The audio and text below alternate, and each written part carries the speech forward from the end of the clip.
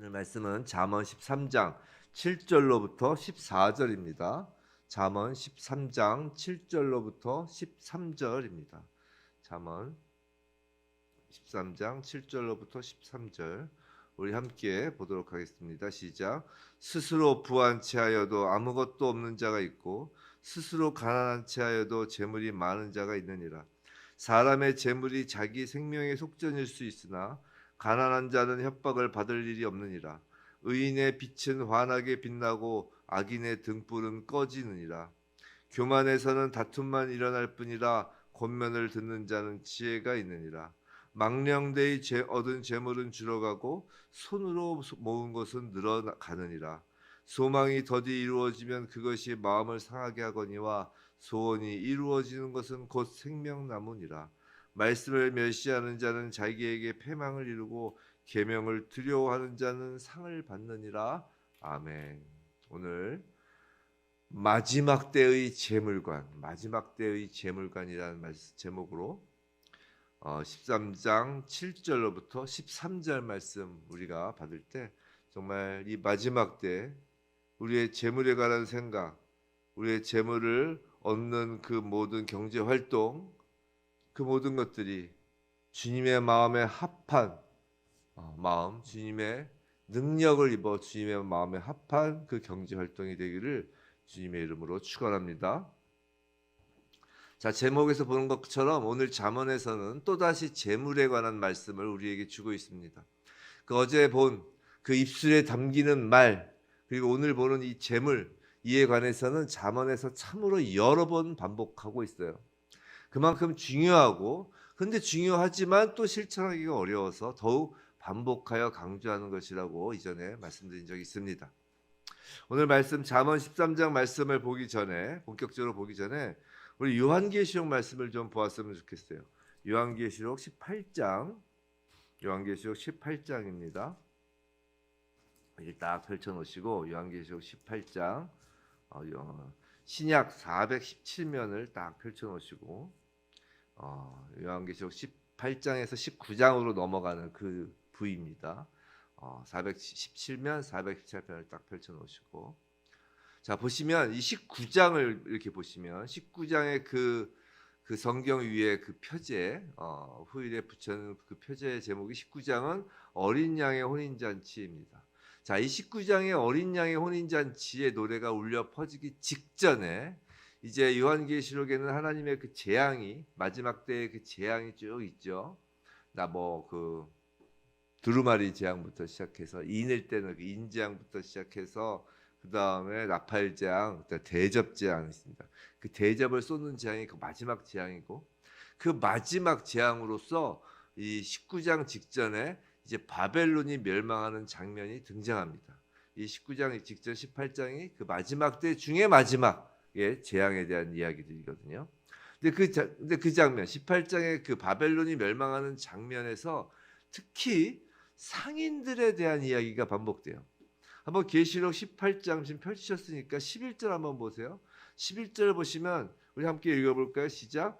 땅의 상인들이 그를 위하여 울고 애통하는 것은 다시 그들의 상품을 사는 자가 없음이라 라고 이렇게 합니다. 지금 여기서 그를 위하여라는 거, 그는 바벨론이에요. 바벨론, 음녀 바벨론. 즉 그 바벨론의 멸망을 애통해하는 대표적인 사람들이 상인들이라고 지금 요한계시록에 나옵니다. 지금 오늘 이 말씀을 통해서 혹시 오해하지 마시기 바랍니다. 장사하는 분들, 상인들을 제가 폄하하는 내용이 아니에요. 지금 여기서 상인들이라는 건 그러니까 마지막 때의 경제활동, 모든 그 경제활동을 하는 사람들 중에 바벨론의 멸망을 애통해하는 그 자들을 의미하는 것이에요. 또 요한계시록 18장 그 18장의 17절 한번 보세요. 17절 보면 부가 1시간에 망하였도다라고 돼 있죠. 1시간에. 또 18장 19절 한번 보세요. 18장 19절도 보면 그 뒷부분을 보면 너의 보배로운 상품으로 치부하였더니 1시간에 망하였도다라고 합니다. 즉 순식간에 정말 하는 순간에 망했다는 것이에요. 그리고 계시록 18장 23절 한번 보십시오. 13장 23절 18장 23절 계시록 한번 읽어볼까요? 시작. 등불빛이 결코 다시 내 안에서 비치지 아니하고 신랑과 신부의 음성이 결코 다시 내 안에서 들리지 아니하리로다. 너희의 상인들은 땅의 왕족들이라 내 복술로 말미암아 만국이 미혹되었도다라고 합니다. 이 말씀은 오늘 잠언 본문, 이제 다시 잠언으로 돌아오시면 잠언 본문 13장 9절 말씀, 악인 보면은 그 13장 9절, 잠언 13장 9절에 악인의 등불은 꺼지느니라라는 말씀. 그리고 그것이 아까 본 요한계시록 18장 23절 등불빛이 결코 다시 내 안에서 비치지 아니하고라는 말씀과 일맥상통하는 것을 우리가 알 수 있어요. 자, 무슨 말씀을 드리고 싶은 거냐? 자, 마지막 때에서도 또 마지막 때의 그 재앙이 상인들 위에 내린다라고 요한계시록에서 이야기하고 있는 것은 우리가 잘 알다시피 적그리스도가 창궐하는 때에 짐승의 표를 가진 자 외에는 뭘 못하게 한다고 했죠? 매매를 못하게 한다고 했어요. 요한계시록 보시면 매매를 못하게 하는 그 계시록의 예언과 맞물려서 이 마지막 재앙이 상인들 위에 내린다는 것이 우리에게 시사하는 바가 적지 않다는 것이에요. 짐승의 표를 가진 자 외에는 매매를 못하는 시대가 있을 것입니다. 즉 적그리스도가 창궐할 때예요. 그것이 마지막 때라고요. 성도 여러분, 예수께서 누가복음 16장 13절에서 하나님과 재물을 겸하여 섬길 수 없다, 유명한 말씀이죠. 하나님과 재물을 겸하여 섬길 수 없다라는 그 누가복음 말씀은 가볍게 흘려보낼 말씀이 아니에요. 누가복음에서 예수님이 그 말씀을 하시고 나서 비유로 말씀하신 것이 무엇인지 아세요? 바로 거지 나사로와 부자 이야기입니다. 심판에 관한 엄중한 경고를 예수께서 하신 거예요. 사랑하는 성도 여러분, 우리는 날마다 마지막 때를 향해 달려가는 역사 속에 살고 있음을 명심하시기 바랍니다. 개개인에게는 어떤 때는 살만하고 어떤 때는 죽도록 힘들 수가 있어요. 하지만 개인 각자의 현재 상황, 어떤 개인의 행복감, 불행감 같은 어떤 주관적인 것과는 전혀 무관하게 역사는 말세를 향해 달려가고 있다고요. 우리의 주관적인 것과 전혀 상관없이. 사실 성도인 우리는 오늘 하루를 마지막 때처럼 살아야 하는 사람들이잖아요. 슬기로운 처녀처럼 오늘 신랑 되신 예수께서 오신다고 하여도 늘 준비되어 있어야 하는 사람들이잖아요. 마지막 때의 재물 문제는 매우 중요하다는 것이에요. 단순히 부자이냐 가난하냐가 중요한 것이 아니라 재물에 관한 하나님의 훈계를 듣고 확실한 재물관, 재물 앞에서의 자세를 갖는 것이 중요하다는 것입니다. 오늘 본문 13절을 보세요. 오늘 본문 13절, 오늘 본문의 맨 마지막 말씀이 있죠. 말씀을 멸시하는 자는 자기에게 패망을 이루고 계명을 두려워하는 자는 상을 받느니라 라고 하십니다. 하나님의 마지막 심판 때에 패망되어질 자와 상급을 받을 자가 정해진다는 것이에요. 오늘 말씀을 멸시하는 자가 패망을 이루고 오늘 말씀을 두려워하는 자는 상을 받을 것이라는 것입니다. 오늘 말씀을 두려워하며 자기 자신을 돌아보며 하나님 앞에서 다시 우리의 마지막 때의 재물관이 어떤지를 다시 재점검함으로 마지막 때에 상급을 받는 저와 여러분이길 주님의 이름으로 축원합니다. 7절 보시죠. 오늘 말씀 본격적으로 보겠습니다. 7절, 스스로 부한 채하여도 아무것도 없는 자가 있고 스스로 가난한 채하여도 재물이 많은 자가 있느니라.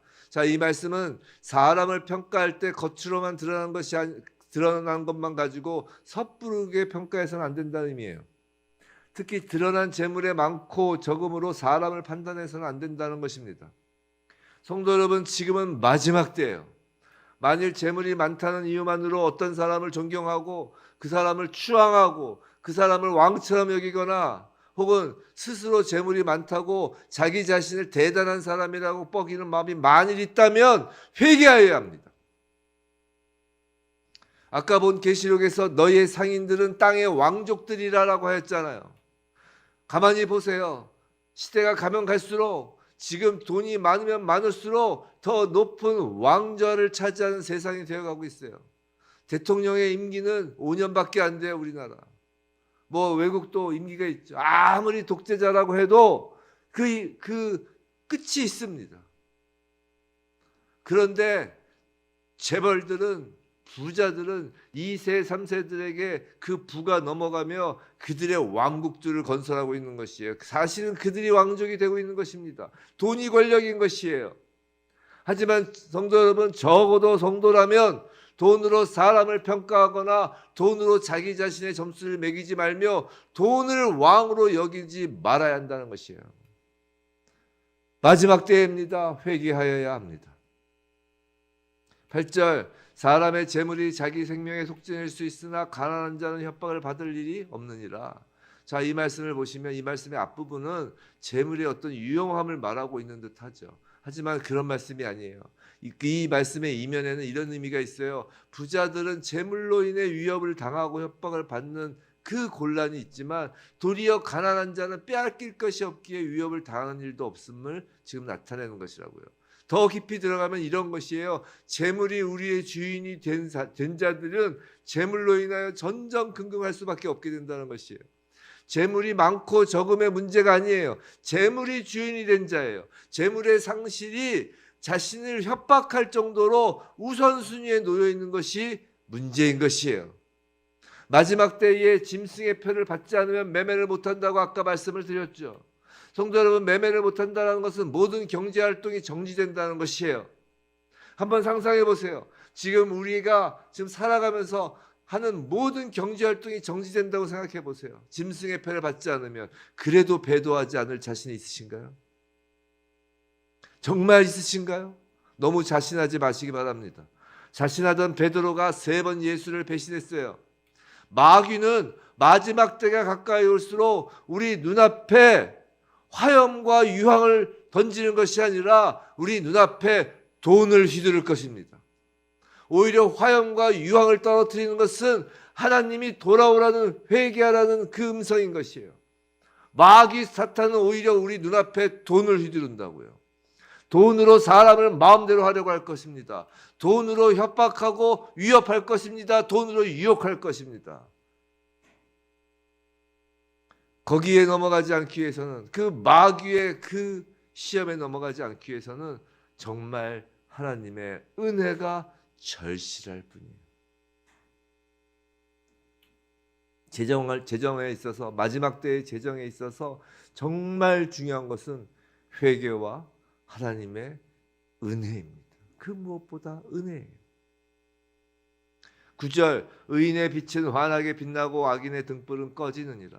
자, 재물과 관련한 교훈을 주다가 여기서 의인과 악인에 대하여 말하는 것은 재물이 중요한 것이 아니라 의인이냐 악인이냐가 보다 중요하다는 것이, 더욱 중요하다는 것이, 그것이 핵심이라는 것이에요. 이것에 따라 인생의 성공과 패배가 결정됨을 보여준다라는 것이에요.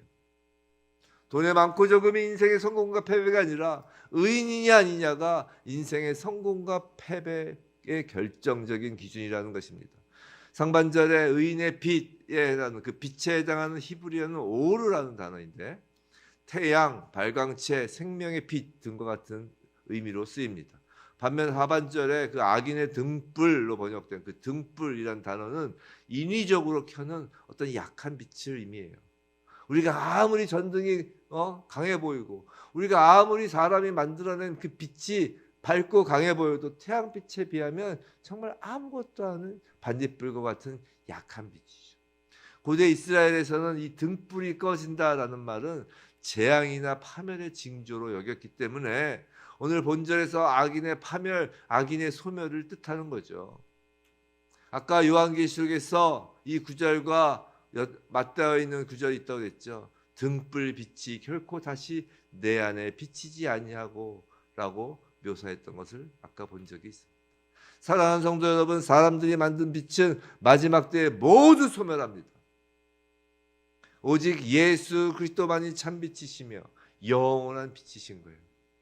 제물로 켜진 빛은 물질주의를 상징하는 네온사인과 같은 밤의 불빛들은 마지막 때 꺼질 것임을 우린 명심하여야 합니다. 마지막 때 제물관 참빛을 추구해야 되는 것이에요. 10절, 교만에서는 다툼만 일어날 뿐이라 권면을 듣는 자는 지혜가 있느니라. 자, 본문에서 자, 교만이라는 그 의미로 번역된, 교만으로 번역된 그 히브리어 명사의 본래 의미는 들끓다 흘러 넘치다예요. 이 교만이란 말은. 교만은 자, 먼저 흘러 넘치다. 자기의 분수를 넘어서 막 넘치는 것인데, 들끓다. 근데 이게 그냥 넘치는 게 아니라 끌어 넘치는 거예요. 자기 분수가 넘어서. 즉 끓는 물과 같은 막 혼란스러운 상태가 교만입니다. 그리고 다툼이라고 되어 있죠. 이 다툼에 해당하는 단어는 그 원어적 의미가 정말 싸우다, 황폐화시키다는 의미예요. 성도 여러분, 재물은 참으로 끓는 물과 같은 혼란을 야기하며 다툼과 황폐함을 가져온다고요. 재산이 있는 부모가 사망하였을 때 형제들 간의 다툼을 보면 확실합니다. 거의 예외가 없잖아요. 부모가 재산을 남기고 죽으면 형제들 간에 다툼이 일어납니다. 부모가 재산을 좀 미리 나눠주고 또 돌아가시면 형제들이 안 다툴까요? 또 돌아가시고 나서 유류분이라고 더 다툽니다. 또 자녀들에게 재물을 나눠주는 것보다 더 좋은 건 자녀들에게 재물을 얻을 수 있는 그 물고기 잡는 법을 가르쳐 주라고 하잖아요. 예외 없이 다툼합니다. 재물은 교만의 강력한 연료가 되는 것이에요. 재물로 인한 그 교만과 다툼, 이 시대가 마지막 때임을 알 수 있는 아주 쉬운 증거입니다. 돈이 많고 적음이 아니라 재물 그 자체에 대한 것으로 교만하지 않고 다투지 말아야 하는 것이에요. 11절 망령되이 얻은 재물은 줄어가고 손으로 모은 것은 늘어가느니라. 망령되이 얻은 재물이란 재물을 우상처럼 여기고 얻은 것을 말하는 거예요. 단순히 어떤 부정한 방법으로 얻은 재물만을 의미하는 것이 아니라 사실 부정한 방법으로 재물을 얻는다는 건 뭐예요? 재물이 우상이 되었기 때문에 그런 거 아니에요. 즉 여기서 망령되이 얻은 재물이란 재물을 우상처럼 여기고 재물을 얻은 것을 모두 말하는 것이에요. 자, 손으로 모은 것이란 작은 손은 작잖아요. 그 작은 손처럼 점진적으로 자신의 능력에 맞게 재산을 모으는 것을 말합니다. 손은 이제 재주가 있어야 되잖아요. 손재주라고 보통 얘기하잖아요. 그러니까 손으로 뭔가를 익히더라도 손으로 계속 반복해서 익히게 되는 거죠. 작고 반복해서 익히는 것. 즉 점진적으로 자신의 능력에 맞게 재산을 모으는 것을 의미해요. 재물이 우상이 되는 것이 아니라 재물은 성실함의 결과물일 뿐입니다. 여기서 중요한 것은 이 말씀은 어떤 인과관계, 우리가 보통 인본주의에서 생각하는 인과관계 있잖아요. 선하면 상 받고 악하면 벌 받고 그런 어떤 인과관계, 욥기에 나오는 욥기의 세 친구들이 이야기하는 그 인본주의에 근거한 인과관계, 그런 도덕을 말하고자 하는 것이 아니라는 것입니다.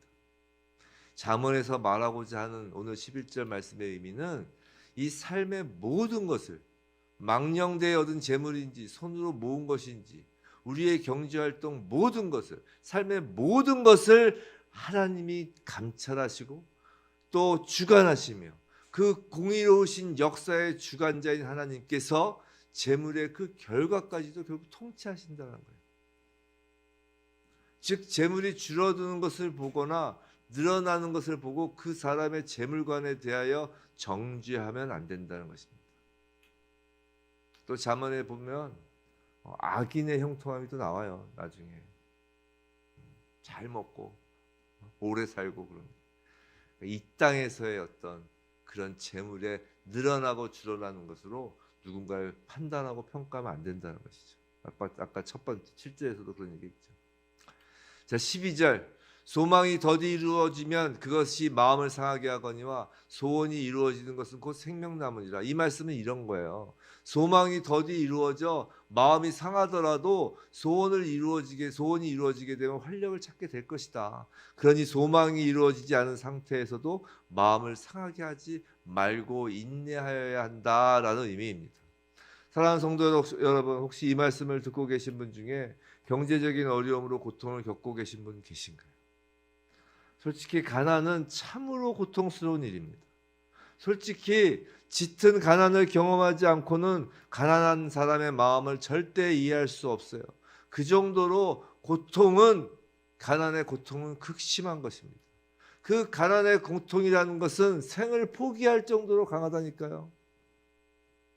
섣부른 위로는 오히려 그 고통에 대한 모독일 수 있어요. 하지만 오늘 하나님께서 말씀하십니다.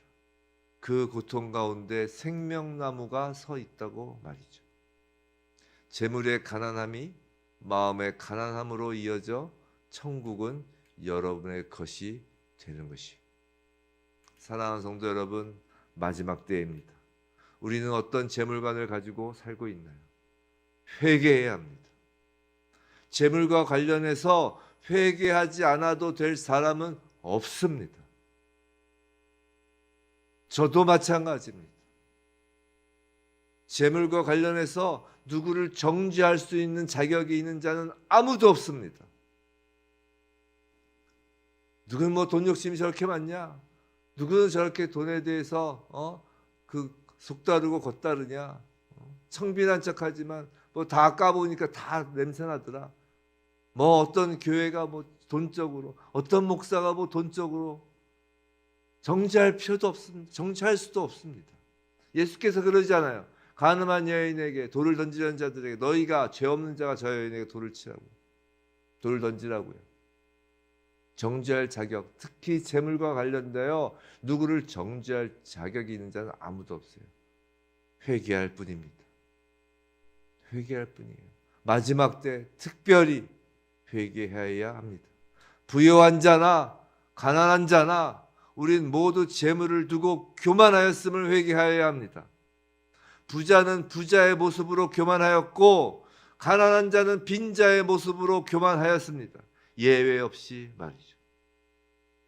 부디 2024년 그리고 마지막 때의 이 남은 날 동안 재물로 죽었던 우리의 그 마음에 회개로 인한 그 부활의 능력이 임하게, 정말 2024년 이 새해에 우리의 재정에, 우리의 회개로 인한 예수 그리스도의 그 부활의 능력이 임하게, 그리하여 재물로 인하여 실족하지 않고 오히려 우리의 마음을 크게 하나님이 넓히셔서 재물이 있든지 재물이 없든지 늘 겸손하며 그 재물이 우리의 심판을 좌지우지하지 못하도록, 그러함으로 오히려 그 재물로 주님의 부활의 능력을 드러내는 우리 모두가 되길 주님의 이름으로 간절히 축원합니다.